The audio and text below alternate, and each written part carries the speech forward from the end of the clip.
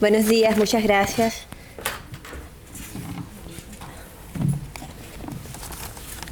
Querido secretario general, queridos amigos todos, miembros del Tribunal Supremo de Justicia venezolano, del legítimo, muchas gracias por la invitación, muchas gracias Marcel, alcalde, muchas gracias Carlos, gracias a todos por estar aquí en este tan merecido homenaje.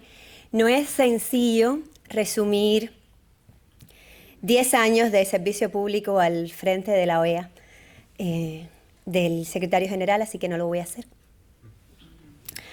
No es fácil despedir, por lo menos en mi vida adulta, al único secretario general que ha llamado a las cosas por su nombre. Dictadura a la dictadura, presos políticos a los presos políticos, crimen de lesa humanidad al crimen de lesa humanidad. A lo mejor la Corte Penal Internacional comienza a hacer lo mismo con Maduro prontamente. Tampoco es fácil despedir a un hombre que ha tenido el coraje de actuar en consecuencia. Quiero agradecerte mucho, querido secretario, por haber cumplido con el mandato de la Carta Democrática Interamericana, con una coherencia que ha sido en muchos momentos única, en muchos momentos extraordinaria. Agradecerte por haber abierto la OEA a los pueblos de las Américas, especialmente a aquellos pueblos que están privados de sus derechos, especialmente al pueblo cubano, al pueblo venezolano, al pueblo nicaragüense y también a todos los pueblos. Quiero agradecerte personalmente por no habernos dejado solos, por no habernos dejado solos a los cubanos, por no habernos dejado solos en el amplísimo movimiento democrático cubano, en el exilio, en la isla, por no habernos dejado solos en Cuba Decide, por haber siempre levantado tu voz para hacer lo que es correcto, para hacer precisamente lo que dice la Carta Democrática Interamericana. Y esto hasta aquí parece muy simple, ¿no? Parece lo que todo secretario general debería hacer. Pero estos 10 años han sido extraordinarios. Yo quiero ilustrarlos con una anécdota que es mejor si la cuento que si la leo.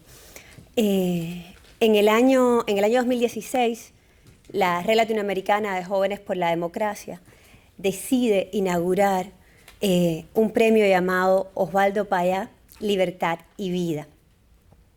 El primer premiado del premio Osvaldo Payá por la Red fue precisamente el secretario general Luis Almagro. Así lo decidieron los jóvenes de las Américas a finales del 2016. ¿Por qué?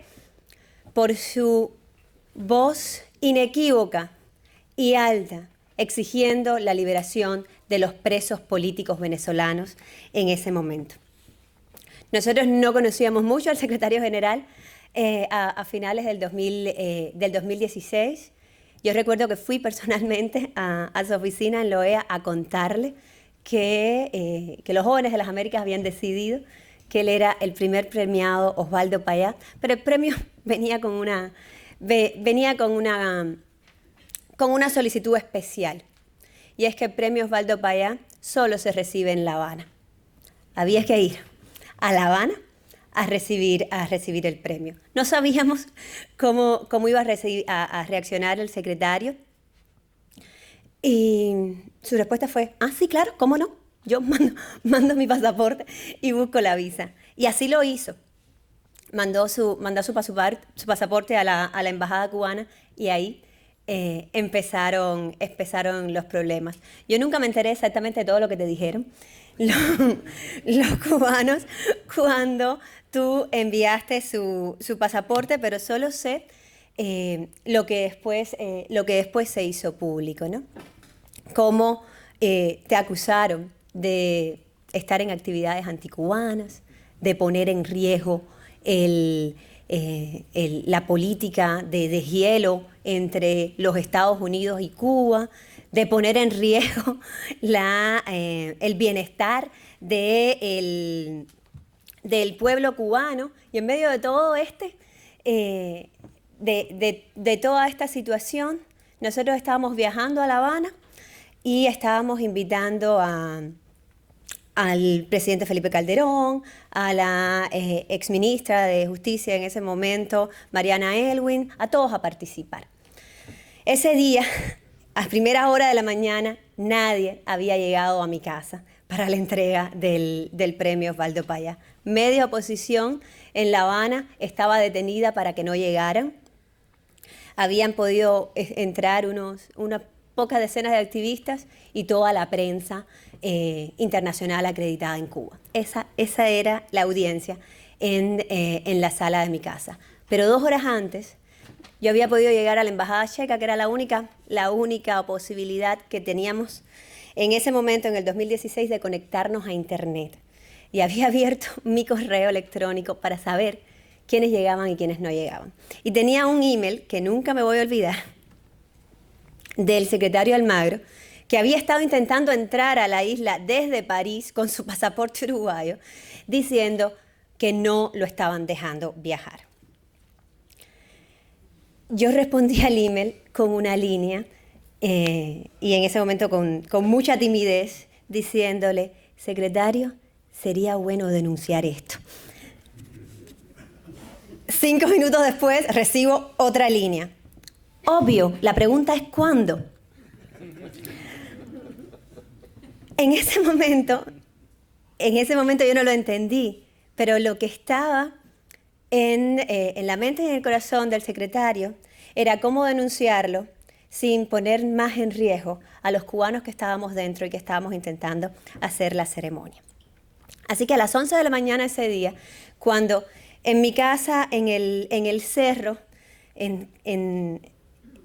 había una silla vacía con un letrero que decía Secretario General Luis Almagro, y estábamos nosotros dando una conferencia de prensa delante de la prensa acreditada que pudo llegar.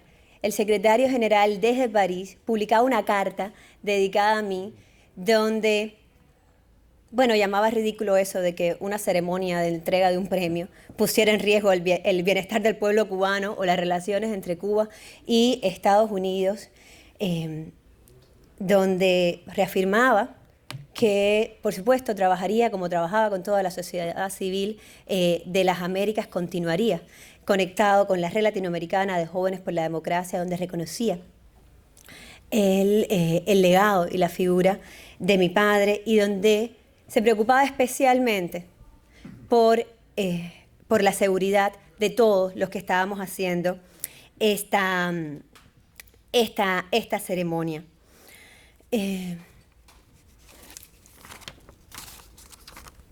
Hasta aquí pareciera que es una historia más de las muchas que el régimen cubano tiene en sus espaldas, tratando de aislar a los cubanos. Pero el gesto de coherencia, de consecuencia, de coraje del secretario general al actuar con la tranquilidad que actuó y con la consecuencia que actuó, le ha costado y le costó hasta hoy convertirse en uno de los objetivos más importantes del régimen cubano y del sistema de inteligencia cubano, que no han dudado en atacarlo públicamente, que no han dudado en usar toda su influencia para tratar de desacreditarlo y que no han dudado en utilizar sus conexiones con tantas y tantas estructuras políticas y criminales en las Américas para intentar obstaculizar tu trabajo, secretario. El G2 cubano nunca lo perdonó, pero los cubanos nos ganamos a un gran amigo, a un gran defensor que hasta el día de hoy ha estado levantando la voz por eso que dice en su primer artículo la Carta Democrática Interamericana, para defender el derecho a la democracia de los pueblos. Y yo tengo que decir que a pesar de todo esto, el secretario general, cada vez que lo acusan públicamente de ser demasiado activista, de jugársela mucho por defender la libertad o a los presos políticos, la respuesta de Luis Almagro siempre es: ¿de qué se sorprenden? Estoy haciendo mi trabajo. Y claro,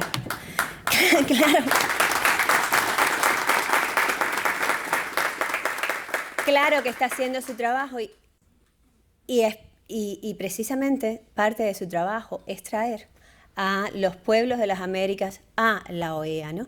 Y traerlos según ese cuerpo maravilloso de instrumentos, de convenciones, de declaraciones que dan mandato a la organización, traerlo de acuerdo a los artículos de la Carta Democrática Interamericana, firmada por 34 de los 35 estados de este continente, y claro que el régimen cubano no ha firmado esa carta. De hecho, desde Cuba Decide, nosotros hemos trabajado en la dirección de devolverle al pueblo cubano su capacidad de decidir, en la dirección de devolver al pueblo cubano su voz, porque no es cierto que la familia Castro tenga el derecho de tomar la decisión del futuro de nuestro país, porque no es cierto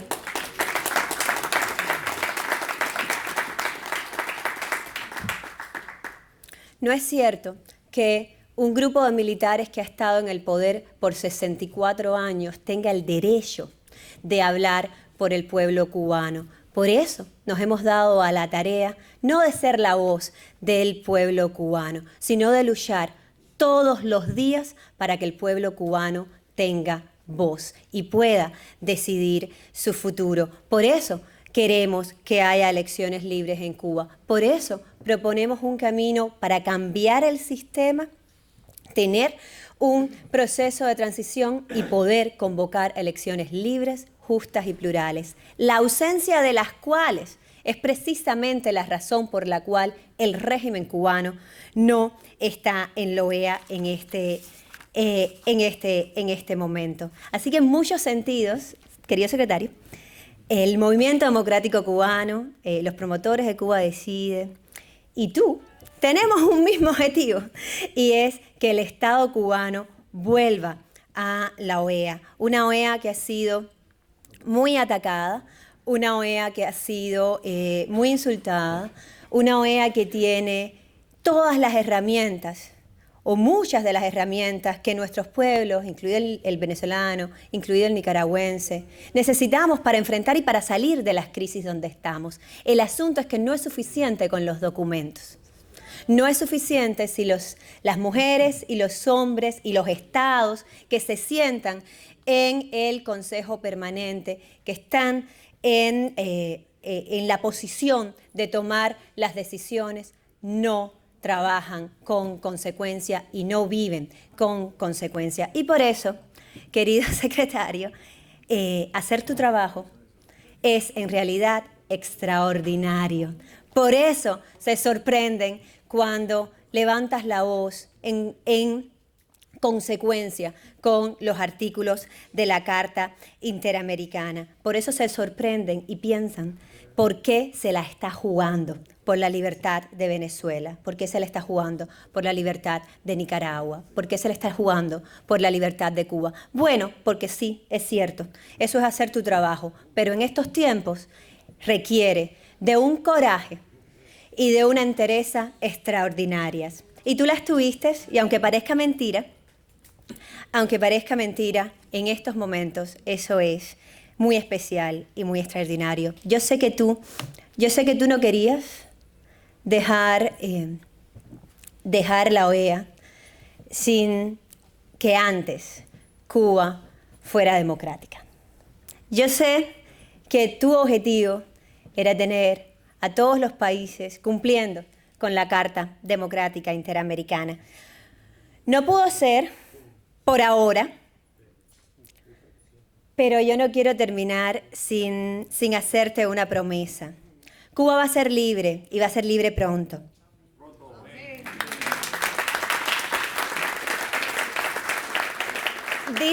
Dicen que se pone más oscuro, antes del amanecer. Y en cuanto Cuba sea libre, esta es mi promesa. En cuanto Cuba sea libre, tú vas a ser el invitado de honor el día muy inmediato en que el nuevo Estado democrático cubano firme la Carta Democrática Interamericana. Muchas gracias. ¡Libertad!